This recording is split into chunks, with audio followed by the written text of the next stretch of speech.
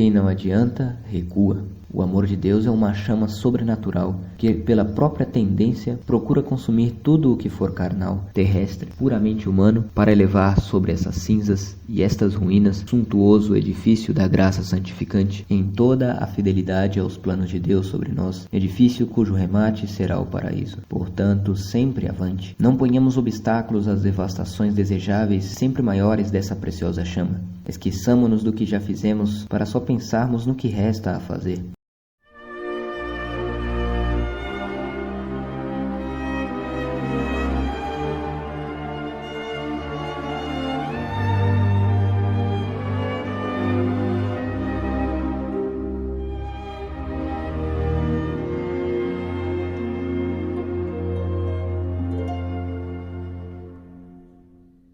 Pelo sinal da Santa Cruz, livrai-nos Deus, nosso Senhor, dos nossos inimigos, em nome do Padre, e do Filho, e do Espírito Santo. Amém. Ave Maria, cheia de graça, o Senhor é convosco. Bendita sois vós entre as mulheres, e bendito é o fruto do vosso ventre, Jesus. Santa Maria, Mãe de Deus, rogai por nós, pecadores, agora e na hora de nossa morte. Amém. Nosso Pai seráfico, São Francisco, rogai por nós. Santo Antônio de Pádua, rogai por nós. Todos os anjos e santos do Senhor, rogai por nós. Em nome do Padre, e do Filho, e do Espírito Santo. Amém. Salve Maria, paz e bem, caríssimos irmãos. Hoje damos prosseguimento, iniciando o capítulo 4, a ordem terceira e a perfeição do amor de Deus. Esse capítulo compreende a parte segunda de nosso livro, A Ordem Terceira de São Francisco e a Extensão da Vida Religiosa no Mundo, é o título dessa nossa segunda parte, do Espírito da Ordem Terceira Franciscana, que é o nome de nosso livrinho, escrito pelo Padre Giménez. Continuemos. A vida religiosa, já o dissemos, é um estado em que o homem tende à perfeição do amor de Deus pela prática da pobreza, da castidade e da obediência. O amor de Deus, que palavra, que tesouro! Esta palavra bastava para fazer exultar o nosso pai São Francisco, serafim da terra. O amor de Deus é, com efeito, o que se propõe à lei. É a raiz indispensável de toda virtude viva, fonte do merecimento. Com ele, tudo é lucro para o céu. Sem ele, nada se tem. O amor de Deus, a graça santificante, diz São Boaventura, nos dá Deus e nos dá a Deus. É o céu já começado na terra. Verdadeira vida é amor, e a vida cristã é o verdadeiro amor. O amor de Deus em Jesus Cristo e por Jesus Cristo. Deus tornado visível, amável e imitável nas profundezas das palavras do seráfico doutor.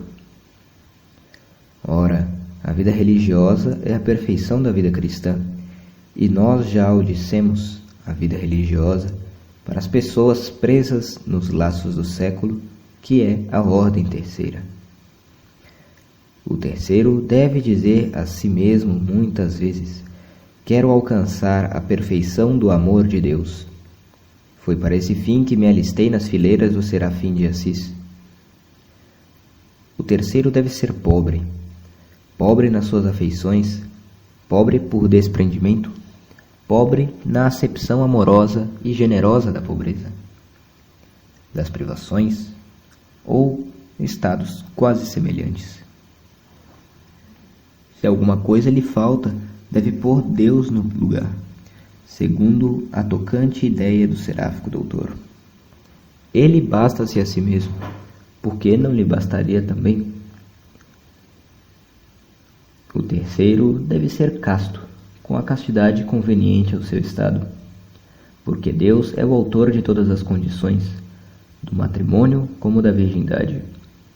Ora, a castidade eleva-nos acima da terra, purifica as nossas afeições, põe sentinela vigilante à porta da imaginação, da memória, do espírito, para nada deixar entrar.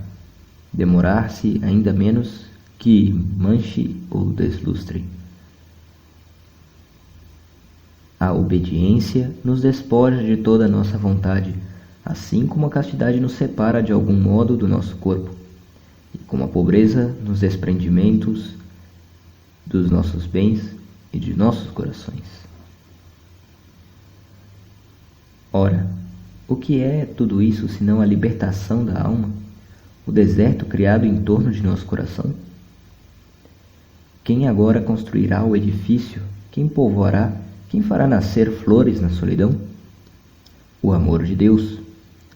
O Filho de São Francisco, planta privilegiada transplantada pela mão de Deus no jardim do amor, segundo as palavras de Jesus a Santa Margarida de Cortona, deve fazer com este preceito evangélico a regra de sua vida.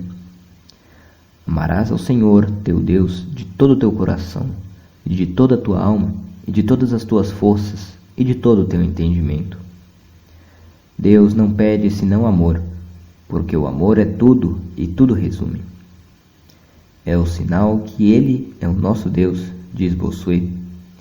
É o tributo que Ele exige. É o sinal da sua magnificência, infinita grandeza. Porque os que de nada precisam não desejam senão serem amados. Então, quando não se pode dar nada, tira-se do coração em pagamento o amor.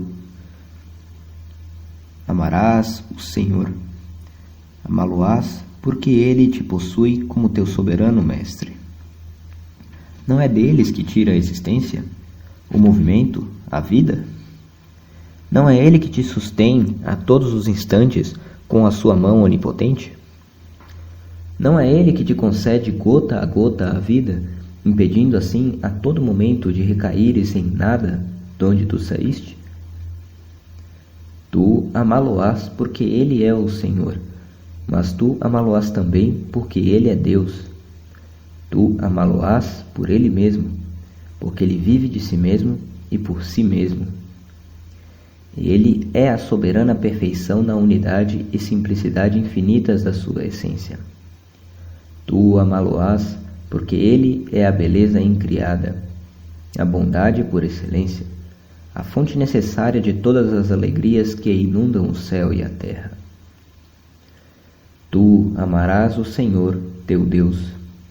Amá-lo-ás sobretudo porque Ele é teu, porque te pertence. Só Deus pode dar-se todo a todos e a cada um, sem partilha e sem diminuição de si mesmo. O sol, na posição em que está acima da terra, dá igualmente a todos e a cada um toda a sua luz e todo o seu calor. Ilumina, aquece a cabana do pastor, a mansarda do pobre, tanto quanto a mansão do rico e o palácio dos reis. O aumento dos homens não aumentaria o seu foco, assim como a diminuição deles não o diminuiria. A imagem perfeita da infinita intimidade em que vive Deus em relação a cada uma de nossas almas. Mas se Deus é teu na criação, como deu-te a ti mesmo, segundo a palavra de um santo doutor, o que quer dizer da sua encarnação, pela qual Ele se deu a si mesmo a ti? O Filho de Deus fez-se homem para ser o teu Deus, por excelência, até a morte, e morte de cruz, até a efusão da última gota do seu sangue, até os excessos da Eucaristia, do tabernáculo, do cibório, onde há para ti cada dia uma hóstia, que Ele é inteiramente o que faz passar ao âmago do teu ser, para tornar-se a vida da tua vida, o amor de teu amor. Como não amar o Senhor teu Deus de todo o teu coração? Pelo coração, Santo Agostinho, São Boaventura e os padres entendem a fé, coração da religião, raiz da nossa justificação. A fé nos faz imolar o espírito. Ela inclina, diz São Bernardino, a cabeça do espírito humano, que é a inteligência, para que ele adore e venere o Deus de toda majestade. E assim como a inteligência é, no espírito humano, a primeira das potências, Também as suas operações, que são a fé, o culto, a religião, devem ser as primeiras entre as virtudes. Ela é, pois, a virtude primeira e inicial, como a suprema honra prestada ao Deus Altíssimo. Que o amor nos incite a dar a Deus toda a fé de que somos capazes com a sua graça. Que o amor anime essa fé. Ele convertê-la um dia na evidência da visão de Deus, contemplado eternamente. De toda a tua alma, de todas as tuas forças. Não há partilhas nem diminuição. Não devemos nada reter de nós em nós mesmos, diz o seráfico Padre, a fim de que aquele que se deu inteiramente a nós nos receba também inteiramente. Não demos, pois, a Deus só uma parte de nossa alma, só uma parte de nossas forças, porque aquela que reservássemos ao mundo não voltaria para Deus, e a que destinássemos a Deus, Deus rejeitá-la-ia. A alma, as forças da alma, designam a vontade e sua energia. Nosso amor por Deus não deve ser vago sentimentalismo, um sonho poético. Deve traduzir-se em fatos, encarnar-se em atos perseverantes, sobrenaturais, como a graça que os antecipa. É preciso amar a Deus com o suor dos nossos rostos, com toda a força de nossos braços, segundo a palavra tão justa de São Vicente de Paulo. De todo o teu entendimento. Devemos nos lembrar dos benefícios de Deus que formam a trama da nossa existência. Benefícios gerais, benefícios particulares, dons temporais, graças espirituais, socorros do céu, adaptados às nossas disposições, às nossas diversas situações em todas as épocas de nossa vida. A memória do coração é a gratidão por excelência. A exemplo de Francisco de Assis, vejamos a Deus em toda parte. São Boaventura escreveu dele: em tudo o que é belo, ele contemplava a suprema beleza, e nos traços impressos nas criaturas, ele, por toda parte, buscava o seu bem-amado, fazendo de tudo escada para atingir aquele que é o objeto adequado, único digno de nossos desejos. Essa fonte de toda a bondade, derramada como um rio em cada criatura, ele a experimentava com um sentimento de devoção extraordinária. E, como se achasse no meio de um concerto celestial, na harmonia das qualidades e das funções que lhe distribui a divina providência, ele exortava todos os seres a louvar ao Senhor. Por toda parte também, a exemplo do Padre Seráfico, devemos viver sob os olhos de Deus, dizer-nos que Ele está mais em nós do que nós estamos em nós mesmos, que vivemos debaixo da sua mão e no seu coração. E assim como nenhum dos nossos movimentos escapa à sua divina ciência, nenhum dos nossos afetos, nenhum dos nossos atos deve ser roubado ao seu amor. Compenetremos do amor de Deus todos os pensamentos do nosso espírito, as lembranças de nossa memória, as afeições de nosso coração, as resoluções de nossa vontade, direi até os movimentos do nosso corpo. De todas estas partes do nosso ser, animadas, coordenadas por um princípio simples e único, a alma, façamos um concerto único entoado à glória de Deus e que diga sem cessar: amor, amor na primavera da vida como no seu declínio, amor na felicidade, assim como sobre a cruz, amor em nossas tibiezas como nas alegrias. A regra da ordem terceira deve nos conduzir a isso, tanto pelo lado negativo, que é o desprendimento do mundo, a mortificação da carne, o desapego de tudo, como pelo lado positivo, que é a prática da oração, da comunhão, do cumprimento de toda a justiça para com Deus e para com os homens. Mas não nos esqueçamos, só no céu teremos a perfeição do amor. Na terra devemos procurar essa perfeição, aproximar-nos dela o mais que nos for possível, há mister de nunca dizer: é bastante. Não, não. Quem não adianta, recua. O amor de Deus é uma chama sobrenatural que, pela própria tendência, procura consumir tudo o que for carnal, terrestre, puramente humano, para elevar sobre essas cinzas e estas ruínas o suntuoso edifício da graça santificante em toda a fidelidade aos planos de Deus sobre nós, edifício cujo remate será o paraíso. Portanto, sempre avante. Não ponhamos obstáculos às devastações desejáveis e sempre maiores dessa preciosa chama. Esqueçamo-nos do que já fizemos para só pensarmos no que resta a fazer. Ponhamos a Deus, ponhamos o amor de Deus em nossas intenções, em nossos atos mais comuns, mais tranquilos, mais insignificantes aos olhos do mundo, pensando que um grão de amor de Deus vale mais do que uma porção de crimes.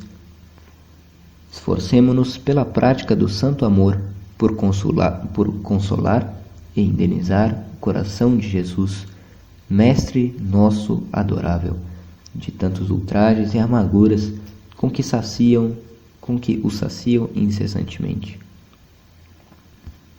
A ordem terceira e o zelo pelas almas. Capítulo 5. Jesus Cristo, o religioso de Deus Padre, segundo a palavra do venerando Sr. Oller, é o dom do mundo a Deus, do mundo cujo fruto mais magnífico ele é, o único fruto digno a todos os respeitos do divino proprietário. Jesus Cristo é também o dom de Deus ao mundo, porque ele não poupou o seu próprio Filho, mas por nós todos, o entregou. Assim também é o religioso, dom do mundo a Deus, dízimo pago pelo mundo ao soberano Mestre, e por excelência, o dom de Deus ao mundo. Montesquieu pôde dizer, depois de Santo Agostinho, que a religião cristã é tão bem feita para a felicidade, mesmo temporal, das sociedades, que não trabalharia melhor neste sentido se fosse esse o seu único fim. Assim também a vida religiosa, em todas as suas formas, contribui poderosamente para o bem-estar dos povos, encarado sobretudo pelo seu lado moral. E não foi, de fato, escolhendo a pobreza por esposa eternamente amada, que Francisco de Assis tornou-se o benfeitor sublime do pobre e do operário? E um São Vicente de Paulo, com sua vida religiosa, série de acampamentos volantes em todos os campos de batalha da dor e do sofrimento, não mereceu muito dos homens de Deus? E assim por diante, todos os fundadores de ordens, mesmo aqueles, sobretudo aqueles que se entregaram à solidão, à oração, à imolação interior, que constituíram o contrapeso dos pecados do mundo? Pois bem, o terceiro, religioso no mundo, é e deve ser o dom de Deus ao mundo, na prática do zelo. O amor de Deus, em perfeição cada vez maior, fará dele um foco sempre ardente. Ora, o que a irradiação é para a fornalha, o raio é para o sol, o canal para a fonte. O que é no incêndio o vento que ativa a chama é o zelo para Deus. Pela prática do zelo, deve o terceiro cooperar para a realização dos desígnios daquele que quer que todos os homens se salvem e cheguem a ter o conhecimento da verdade. Vós conheceis, disse Luiz Villot, plantas cujas sementes têm asas, e quando chega a estação, basta o menor vento para que as sementes voem longe, e onde elas caem, nasce uma planta que não tarda a produzir outras sementes aladas. Mas árvore alguma produz tão abundantes sementes como a alma é enlevada no amor de Deus, e semente alguma tem tão poderosas asas e possui germes tão vivazes como ela. Eis porque não deveis desanimar, e não digais nunca que estáis estéreis. Ponde-vos ao serviço de Deus.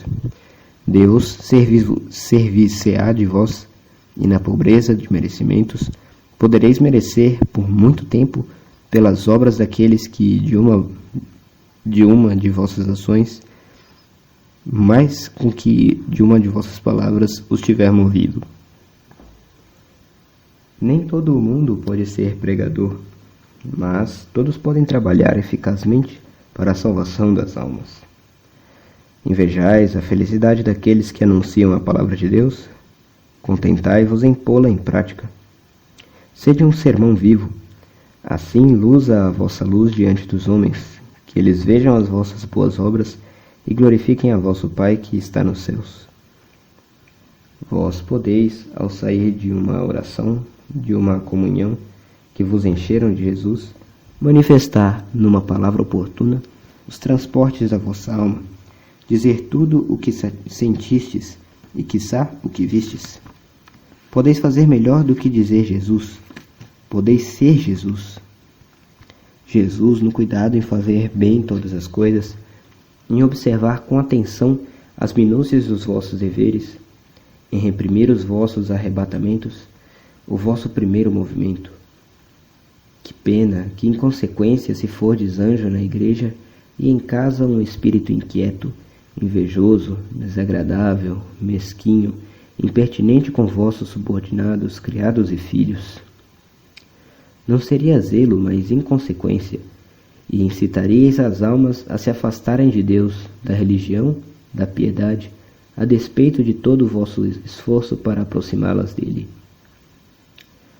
O vosso zelo deve ser prático, e o bom exemplo é o seu ponto de partida necessário, o seu terreno indispensável. Não vos esqueçais dessas palavras da regra. Devem os terceiros, nas suas famílias, esforçar-se por dar o bom exemplo e entregar-se aos exercícios de piedade e às boas obras. Vós não podeis pregar, mas podeis atuar, podeis orar. A oração é a alma do zelo. Antes de atuar por Deus sobre as almas, é preciso agir pelas almas sobre Deus. Antes de resolver-se em chuva benéfica, deve o vapor elevar-se ao céu.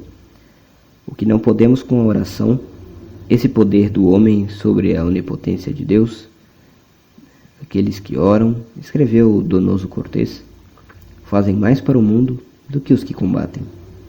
E se o mundo vai de mal a pior, é porque há mais batalhas do que preces. O nosso tempo é propício à oração. De todos os lados há presságios de grandes tempestades, de guerras, de conflitos terríveis de povos contra povos. E com isso vão-se também os princípios.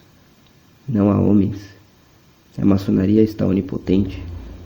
Não parece estarmos em vésperas da grande catástrofe que deve pôr termo a todas as outras? Filhos de São Francisco, oremos. Em nós, certamente, lemos nos Paralipômenos, não há tantas forças que possamos resistir a essa multidão que vem sobre nós. Mas, como não sabemos o que devemos fazer, por isso não nos fica outro recurso mais que voltarmos para Ti, ó Deus, os nossos olhos. Oremos. São tantos os meios que temos de orar. A oração mental de todos os dias, o ofício que se subdivide pelas diversas horas do dia, para melhor impregná-las com a sua força suplicante. A missa cotidiana, solicitada pelo seráfico padre e tão fortemente recomendada na Constituição Misericordiae Dei Filhos, a comunhão frequente, cotidiana, que está no espírito de nossa regra. Não nos faltam meios de prender as almas com a rede de ouro das nossas orações e das nossas súplicas. Saibamos somente servir-nos delas com o espírito de fé e a confiança em Deus que nada consiga demover. Mas a oração, acrescentemos também a ação, o que não fizeram os santos terceiros desde o patriarca de Assis até nossos tempos, para propagar no mundo o reino de Deus, para salvar as almas resgatadas à custa do sangue de Jesus Cristo? Fidelidade aos deveres de Estado, serviços prestados à sociedade, à pátria, à igreja, pátria das pátrias, obras múltiplas, reunindo no seio da caridade todas as necessidades para satisfazê-las, todos os sofrimentos para mitigá-los, leprosários, hospitais, orfanatos, asilos oferecidos ao arrependimento e à inocência, Os terceiros de São Francisco tudo tentaram, tudo praticaram no decurso dos séculos. Foram eles os precursores, os preparadores da admirável caridade que utilizou as invenções, as descobertas, as centralizações modernas para se estender sobre todas as gradações das necessidades. Caridade que tem todas as meigas e doces representantes na irmã de São Vicente de Paulo e na irmãzinha dos pobres. Não há que admirar. Francisco, que eletrizou o século XIII e ainda tem ação sobre o mundo, tinha comunicado aos homens uma centelha da chama que o consumia, da caridade que, em vão, fê-lo procurar o martírio de sangue 3 vezes. Desejoso estava, pois, de ver novos eleitos, que germinassem desse sangue, para a fé católica e para a glória do céu. Ouvi o seráfico doutor.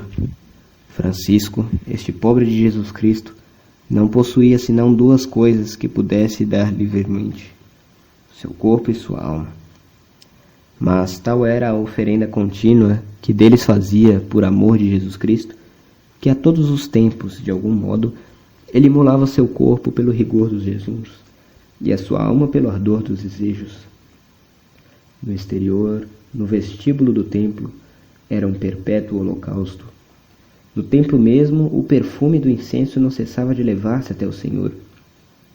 A sua devoção, pois, subia a Deus tão ardente quanto a sua afetuosa simpatia que se estendia às criaturas participantes da natureza humana e da graça.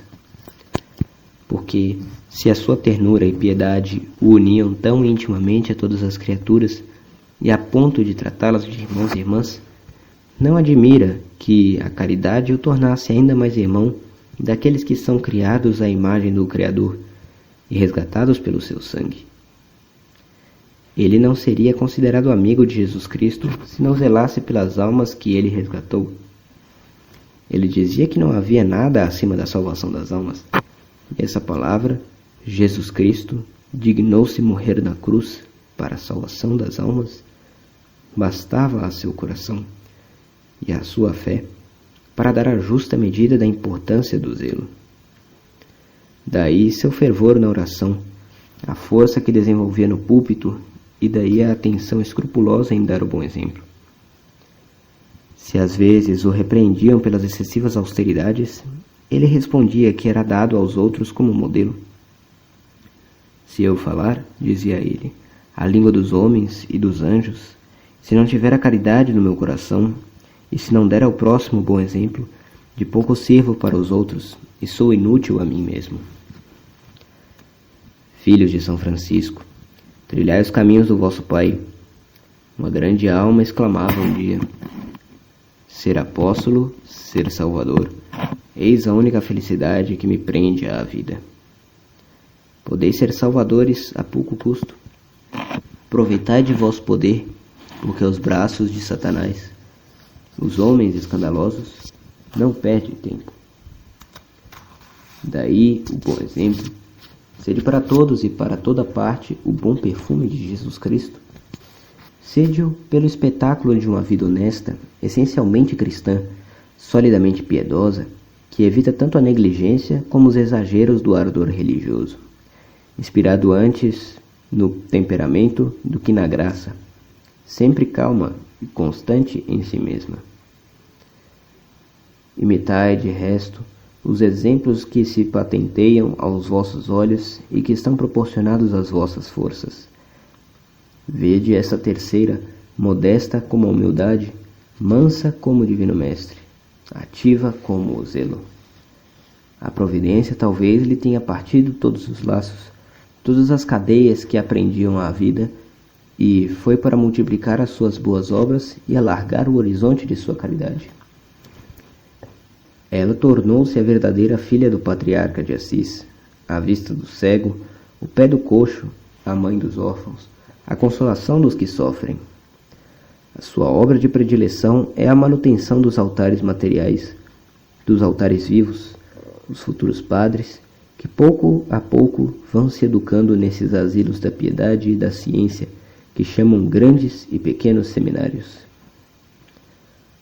Ela vai por toda parte onde houver ignorância para esclarecer. Ao padre que vê, com pungente tristeza, a criança do povo subtraída à sua influência, tão necessária no ponto de vista moral e religioso, ela diz: eis-me aqui. Fez-se catequista. Assim, pela mão da caridade, a verdade torna a encontrar em muitas inteligências, as quais era estranha ou inimiga. Os dias sucedem-se, os anos passam, a morte vem. E então, somente, no vácuo que deixará essa existência, escondida na humildade e sob o véu do anonimato, compreender-se-á o que é o zelo. O zelo reveste-se de todas as fisionomias. Nesse filho de São Francisco pela Ordem Terceira, neste pai de família, neste operário cristão que encontrou aos pés do crucifixo e na lembrança da oficina de Nazaré a solução dos problemas sociais, o zelo encontra um dos seus melhores soldados. Por toda parte é o apóstolo este modelo cristão. Este é, em sua própria vida, em sua própria casa, primeiro que tudo, pela religião amigável, bem entendida, ingênuo como uma criança e firme como um soldado, que se impõe a todos. À esposa, aos filhos, aos operários que participam do mesmo trabalho, a todos os que entram e saem dessa casa, habitada pela honestidade e pelo respeito na simplicidade dos costumes. Este operário é apóstolo na fábrica, onde nunca fala fora do propósito. Quando se cala, o seu silêncio é circunspecto, os seus atos sempre comedidos e temperados com alegria, grão de incenso que dissipa muitos miasmas. Falam melhor do que se discursaste. Ele é o apóstolo no círculo católico, onde se desvela por todos e onde não foge de encargos penosos, onde sabe deixar cair oportunamente como gota de orvalho na flor que fenece, uma só palavra de consolo que desafoga um coração apertado pelo abandono na atmosfera do egoísmo em que se acha no mundo. Este homem do povo, que faz o bem ser alarido, que fala inconscientemente, passa por todas as misérias, todas as tentações, todos os meios, protegidos pelo seu zelo e pela poderosa armadura. Fica-se espantado de ver nos seus lábios sorriso tão puro como o da criança, no meio das seduções que abalariam outras coragens.